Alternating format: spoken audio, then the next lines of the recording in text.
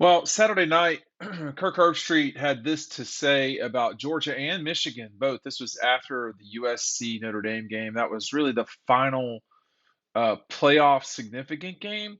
He said, I really think Georgia and Michigan, he said, I don't want to take away from their championship games, but I think they can both lose and get into the college football playoff. I agree with him. He left Texas Christian out, which there's a reason why. But I think that I think it's pretty clear most people are that most people feel the same way that Kirk does about this particular thing. He had Georgia at one, with Michigan at two, followed by TCU, and then SC at four. He has Alabama at his five, with Ohio State at six. I think there's going to, I mean, again, later tonight we'll see the college football playoff committee's rankings. I think they will mirror the Associated Press as well as the coaches poll, and that does not have Alabama at the five. In fact, I think it's going to be challenging for Alabama to get into this thing if USC loses. I don't think USC is going to lose personally, but we'll just see what happens and take it from there. But this is going to be a very important show. Heather Dennis was talking about that earlier this week. She's right. I mean, I think that in terms of the regular season, this is going to be a very important moment. I just don't. Well, it's going to set in stone a couple of things, and we've talked about this a lot. That if Georgia is the one going into this thing and they win, they're going to play in Atlanta. I anticipate we know what's happening with Georgia tonight. We will know Tuesday night. Secondly, we will know who is the only team in striking distance, which is because of Clemson losing, because of LSU losing. We know now it's going to come down to, does Ohio State get in if USC loses, or does Alabama? And I guess we're not going to talk about Tennessee. I don't know. They don't have the same. I mean, Hendon Hooker is not available, so that is part of what's going on here too. So I think with Kirk, I think sometimes folks, I don't know if I could say this about David Pollock necessarily, but I think sometimes folks that go to a particular school, when they lose, they don't want to be seen as homers, so they say sort of over punish them. That was a bad loss for Ohio State, but you're going to have to reconcile the entire season, the 12 games. I just don't know if um, you can justify Ohio State being behind Alabama when you look at the scope of the entire season. I mean, Ohio State lost one game. They got beat pretty good, but all their other 11 wins were pretty solid. Now the Maryland game was not, but it turned out to be a double-digit win because of a fluke play at the end of the game. Alabama hasn't had that sort of season. I mean, they've been very up and down. Obviously, already two losses. I just don't really know how you can. It's eye test wise, it's probably still Ohio State for me. And then I think also too, when you factor in that extra loss, that does matter. We have a limited edition set of Kelee Ringo-signed books. Make sure you're taking advantage of this. We had a huge day on Monday.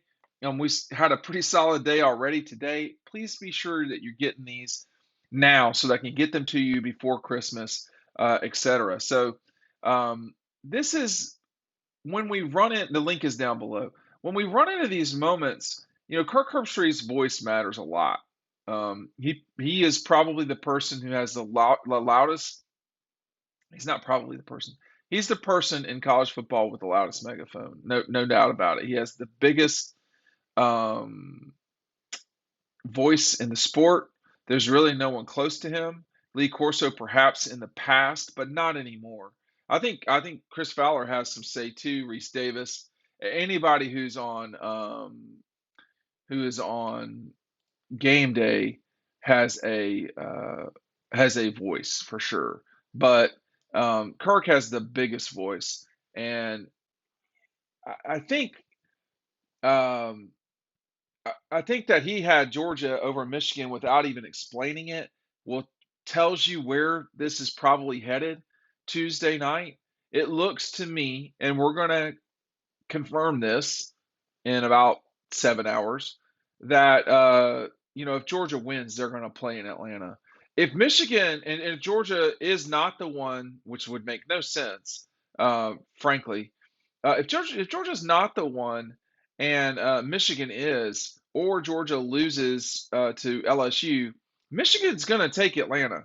They would be kind of nutso not to. And I've discussed this a lot in the past. You're going to want to play closer to home. You don't. I think if this were the Rose Bowl, maybe it would be talking about a different discussion. It's not the Rose Bowl. It's the Fiesta. So the number one team, just to review, the number one team is the only team that gets to choose anything. They're the only team that gets to choose anything in the college football playoff. Once that team chooses where they want to play, everything is set. The jersey colors, they're already set. Last year when Georgia and Michigan played, Georgia was the 3. It's completely irrelevant. Neither of them got to pick Miami. Alabama picked the Sugar. Where'd they play? Yeah, they picked the Cotton Bowl for whatever. I mean, it's close. I think an easier situation for Alabama. It's halfway closer for them. They play in Dallas. That's not abnormal for them. I can't. They played in Miami, but it's not a common preseason destination for them. So I think Nick and company knew what they were getting into. And so Georgia and then went to the Orange Bowl. It didn't matter in any real way. I remember listening to some people, I'm not even going to say who it was, that are always smarter than everybody else, talking about this big, long discussion about, why Georgia would, I mean, like, what are you talking about? Georgia wouldn't, I mean, Georgia Miami is the next state away. It doesn't seem like that sometimes, but there's Georgia people all through Florida.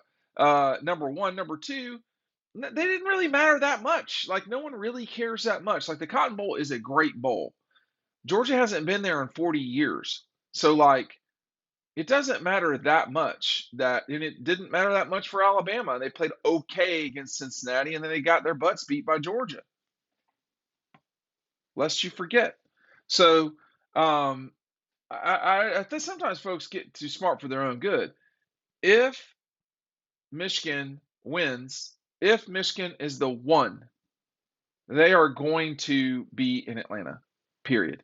And if Georgia goes out to Phoenix because they lost to LSU, it doesn't mean that they won't be just as likely to win the national championship as if they didn't. I mean, the concern there would be, why did you lose to LSU, a team that just doesn't look good, a team that is at best limping into the season. This line is ticking back up to 20 again. It's at 18 and a half. I mean, so I think there's real concern with the LSU quarterback. Is he healthy enough to play? Georgia's played without A.D. Mitchell for virtually the entire season. So that is like sort of the biggest injury that you'd be looking at for the Dogs. It's just not going to it doesn't make a substantive difference for Georgia. But I think Kirk kind of when he's talking about the situation, there's two things to watch. Well, there's several things to watch. A, who is the one? It looks like it's going to be Georgia. B, do Michigan and Georgia have to win? It seems like the answer collectively is no. C, does TCU have to win? I'm not sure they have to, but we'll see. I think that uh, I think that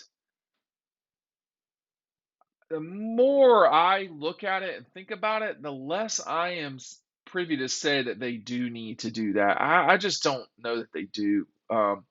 USC needs to win. And then on top of that, who's the 5? Because I don't think the 5 and 6 are getting in. I think it's just the 5 if USC loses. I think if USC loses, excuse me, I think if TCU loses and USC wins, then you might just see a flop back and forth there. I mean, everybody would have a collective, what is that? That would be a 40.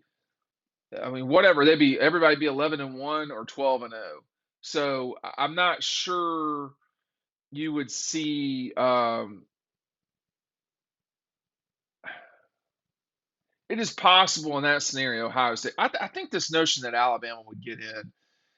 I just don't think so, y'all. I mean, I think there's a lot of respect towards that's paid towards Alabama, which I get, but there's also been a lot of respect towards Clemson. They just got their ass whipped by South Carolina, and so I don't know.